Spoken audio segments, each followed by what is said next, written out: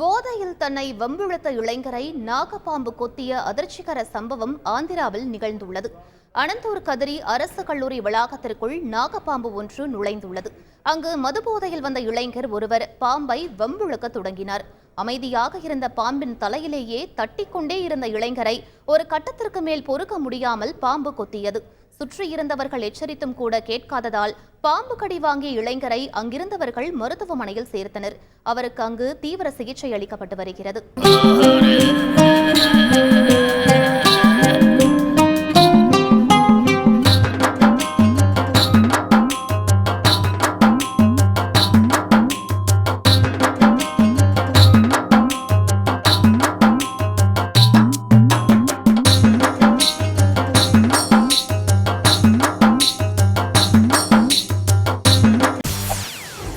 செய்திகளை உடனுக்குடன் தெரிந்து கொள்ள உடனே சப்ஸ்கிரைப் பண்ணுங்க.